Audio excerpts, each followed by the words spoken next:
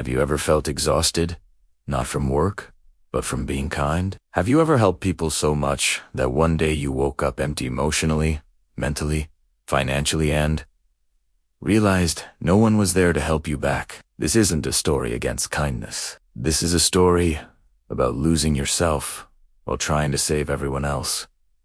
Meet Michael. Michael was known as the good guy, the kind of man who never said no, the man people called at midnight, the man who showed up when others disappeared. He was the city's unofficial superhero, but without a cape, and his only power was an inability to refuse. If someone needed money, Michael lent it. If someone needed time, it got yours. If someone needed emotional support, he listened to Evan when he was breaking inside. Friends often said, if Michael can't help, no one can. And at first, that felt good. It felt like purpose, like value, like love. But slowly, it became a burden. Michael worked a regular office job. Nothing fancy, just enough to survive. Yet somehow, his phone never stopped buzzing. A friend needed rent money. A coworker needed help finishing a project. A cousin needed advice again. A neighbor needed a ride again. And Michael always said the same thing, with a tired smile. Yeah, I'll handle it. He said it even when his bank balance scared him, even when his chest felt tight with anxiety, even when his sleep had all but disappeared. At night, he'd lie in bed staring at the ceiling, the same question echoing in his mind. Why am I so tired? But the next morning, he'd put on the mask again. He smiled, because that's what good people do, right? The breaking point didn't come loudly. There was no dramatic explosion, no public meltdown. It was quiet. It was a Tuesday. Michael was at his desk, staring at a spreadsheet he couldn't understand. His phone buzzed. It was his sister. Her car had broken down an hour away, and she needed a ride. The usual Michael would have dropped everything. He would have been the hero. But on this day, something inside him just snapped. He looked at his phone, his hand trembling slightly. For the first time in his life, he felt a powerful, overwhelming urge to say one word. No. But he couldn't. He typed back, on my way, his fingers feeling like lead. Driving to his sister, Michael felt nothing. Not anger, not frustration, just a profound, hollow emptiness. He felt like a ghost in his own car, performing a task his programming demanded. He was no longer a person. He was a function, a resource to be used. When he got there, his sister was relieved. You're a lifesaver, Michael. I don't know what I'd do without you. He just nodded, the words bouncing off him. He had saved her, but who was going to save him? That night, he didn't go home. He drove to a small, quiet park by the river. He sat on a bench, and for the first time since he was a child, Michael cried. He cried for the man he was supposed to be, the man he thought everyone needed. And he cried for the man he had lost along the way himself. He realized that his kindness wasn't really kindness anymore. It had become a compulsion, a desperate need for validation. He was so afraid of disappointing people, so afraid of not being the good guy, that he had completely erased his own needs.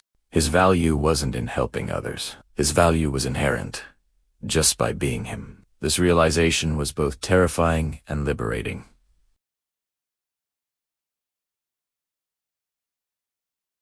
It was a friend asking for a last-minute loan. Michael took a deep breath and essayed Italiano.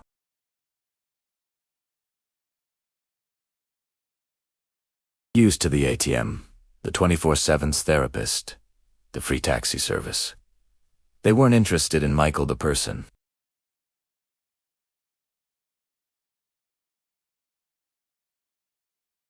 His kindness came from a place of genuine desire, not desperate obligation. Love is not selfish. It's necessary. You are allowed to have needs. You are allowed to have limits. You are allowed to say no.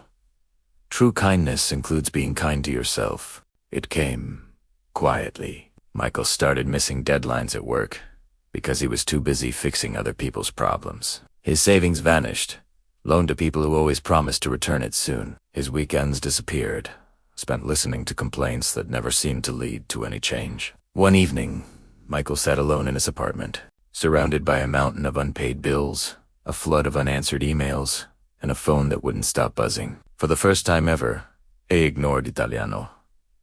The silence felt strange, uncomfortable. And then, it felt guilty. What kind of person ignores people who need help? He thought to himself. So, he picked up the phone. The moment he did, something inside him finally cracked. On the other end was a friend, not asking how Michael was, not noticing his exhaustion, just demanding more. Michael's hands started to tremble. His voice felt heavy, like he was trying to lift a massive weight just to speak. And for the first time in his entire life, he said something he considered dangerous. "I can't do this anymore." The line went silent for a moment. Then, the friend laughed. "Wow, you've changed," they said. "You're being so selfish." That one word, selfish, hit him harder than any insult ever could. He hung up the phone and stared at his own reflection in the dark window. "Am I?" he whispered to the empty room. Weeks later, the inevitable happened.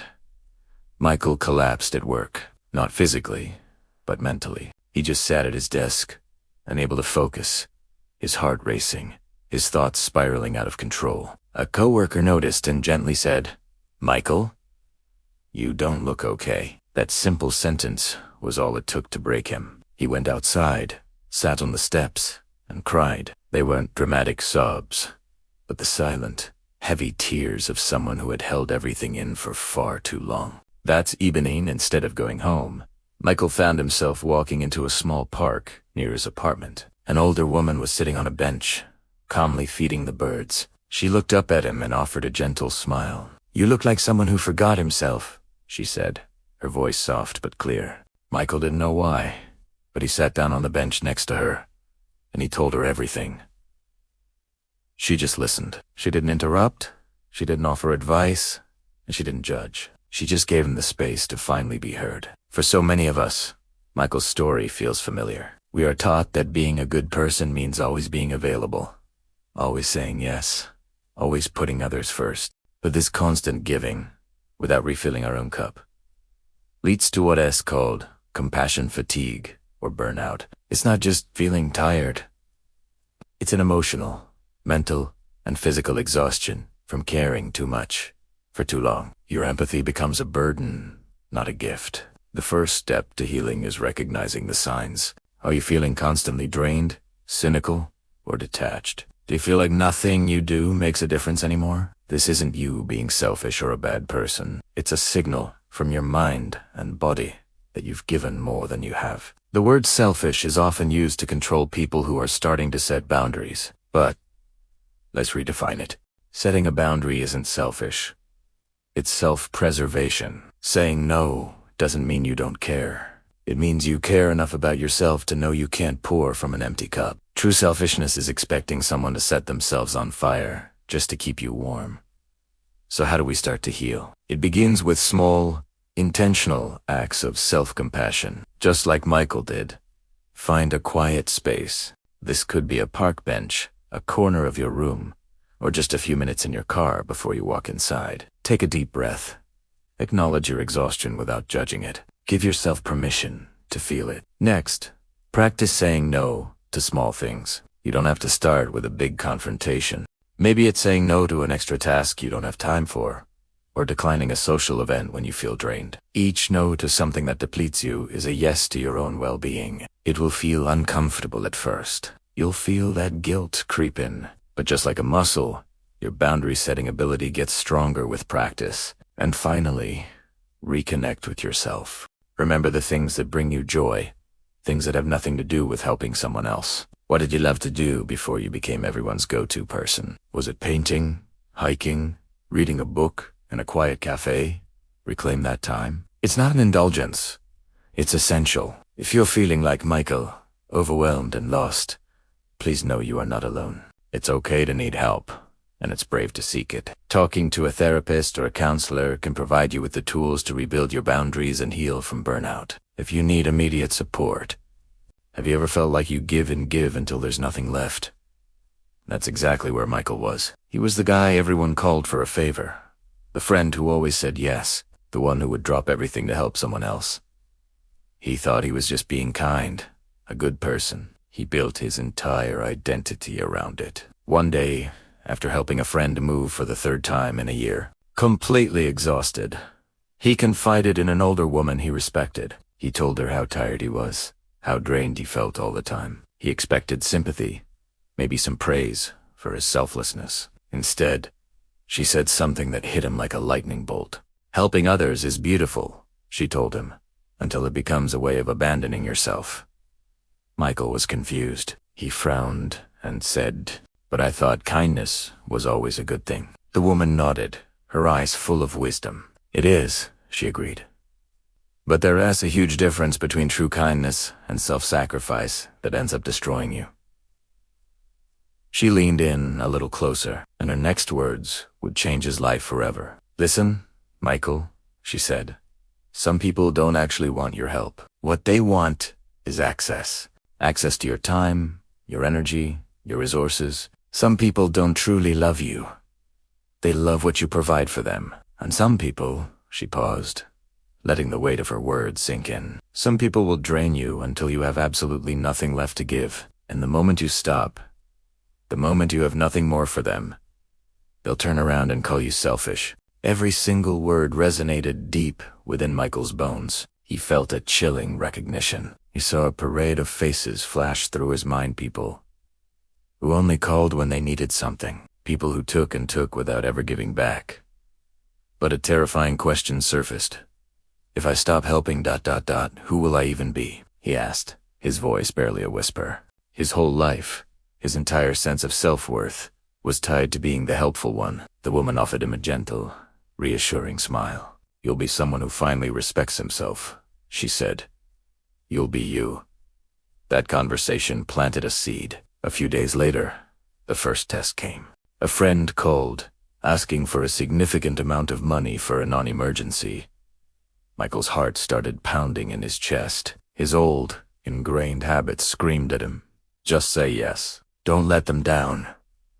Don't make them angry. It was a familiar, panicky feeling. But then, a new voice emerged from deep within him. It was quiet, but it was steady, and it said, "Choose yourself." Taking a deep breath, Michael spoke into the phone, his voice soft but firm. "I'm sorry, I can't help this time." There was a stunned silence on the other end of the line. Then, the silence was replaced by anger, by guilt-tripping phrases he'd heard so many times before. Finally, the call ended abruptly. Michael sat there, his body shaking, bracing himself for the wave of regret and guilt he was so used to. But it never came. Instead, a strange and powerful feeling washed over him. Relief. It was like a massive weight had been lifted from his shoulders. The second no was easier. A colleague asked him to take on their weekend shift. He politely declined. The third no actually felt empowering. Michael was starting to build a new muscle, the muscle of setting boundaries. He realized he could still be a kind and helpful person, but on his own terms. He started helping when he genuinely wanted to and had the capacity to, not just because he felt pressured or obligated. He stopped over-explaining his decisions. He stopped apologizing for protecting his own peace and well-being. And then, something truly shocking happened. Or rather, something didn't happen. Some of those friends, the ones who were always in crisis, simply disappeared from his life. The calls stopped. The urgent messages vanished. There was no concern for how he was doing. No friendly check-in. Just ... silence. And honestly, that hurt. It was a painful confirmation that their connection was never about friendship. It was about what he could provide. But alongside the hurt was a growing sense of freedom. He was making space in his life. The empty space they left didn't stay empty for long.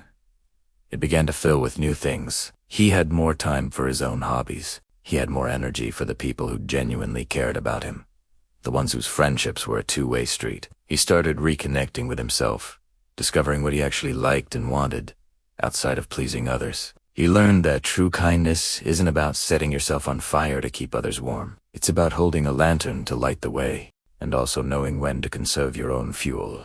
It's about understanding that your well-being matters just as much as anyone else's. Saying no wasn't selfish. It was an act of self-respect, and in learning to respect himself, He finally discovered what it felt like to be truly, authentically Michael. Not just a helper, but a whole person.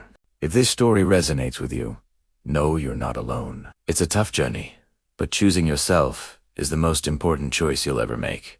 Have you ever felt like you're giving everything you have to everyone around you, but getting nothing back? This is the story of Michael, a man who learned the true cost of being too kind. Michael was the guy everyone called. Need money?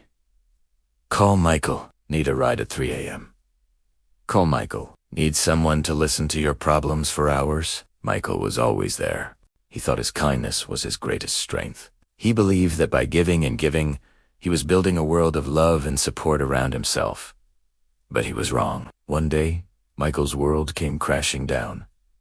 A sudden financial crisis hit him hard. He lost his job, and his savings dwindled to almost nothing. For the first time in his life, he was the one who needed help. So, he reached out to the very people he had always supported. He called the friend he'd lent thousands to. The phone rang, but no one answered. He messaged the cousin whose rent he'd paid for months.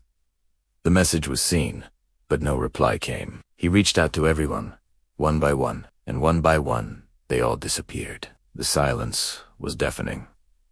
That silence was a painful, but powerful revelation. It revealed a truth Michael had been avoiding for years. They were never there for him. They were only there for what he could give them.